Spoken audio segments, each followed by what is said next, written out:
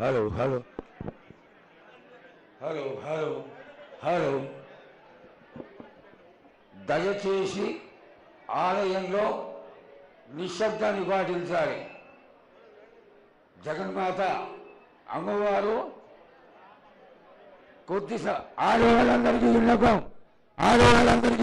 మాట్లాడవద్దు. అమ్మవారు జగన్మాత గత 250 సంవత్సరాలుగా ఈ పరదేవతైతే మనందరినీ కాపాడడానికి సౌండ్ గత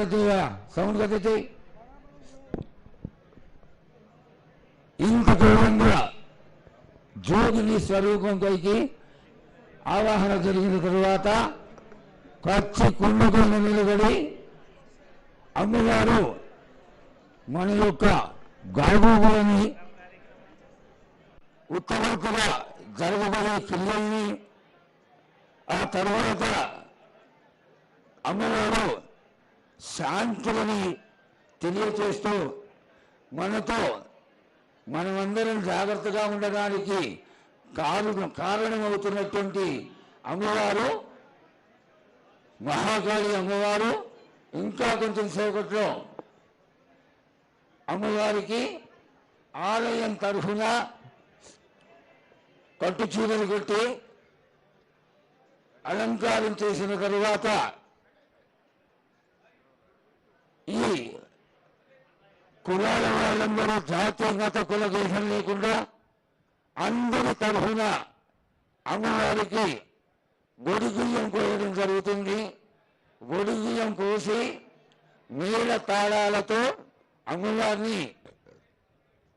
ప్రదక్షిణ పూర్వకంగా ఆలయంలోకి తీసుకురావడం, ఆలయంలోకి వచ్చినటువంటి అమ్మవారు కచ్చి కుండకైన తరతరాలుగా అమ్మవారి యొక్క సత్యాన్ని తెలియజేసేటువంటి రంగం కార్యక్రమంలో విశిష్టమైనది. ఆనాటి నుంచి కూడా అమ్మవారి యొక్క సత్యాన్ని తెలియజేసేటువంటి ఈ రంగం కార్యక్రమం ఇక కొద్దిసేపట్లో మొదలవుతుంది. అమ్మవారి యొక్క అందరికీ ఉన్నటువంటి సంశయం ఏమిటంటే కచ్చికుండపైన అమ్మవారు నిలబడుతుంది. ఇన్ని లక్షల మంది, వందల మంది, వేల మంది ఈనాడు మనం దర్శిస్తున్నామంటే ఆ గొప్పతనాన్ని చూసుకొని చాలా చక్కగా 15 రోజులు కూడా అమ్మ జాతర దేదీప్యమానంగా కన్నుల పండుగగా ఈనాడు ఇంతకు ముందు జరగనంత గొప్పగా జరిగి ఈ ముఖ్యమైనటువంటి క్రియలో అమ్మవారు తనకి ఏ విధంగా సంతోషం కలిగింది,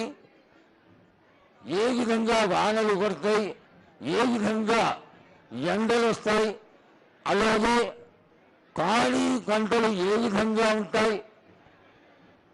పిల్లా కాకులందరూ ఎలా ఉంటారు, ఆనాడు నుంచి వ్యాధులను కాపాడినటువంటి ప్రధాన దేవత మహాకాళి అమ్మవారు ఈనాటి వరకు ఎంత మనం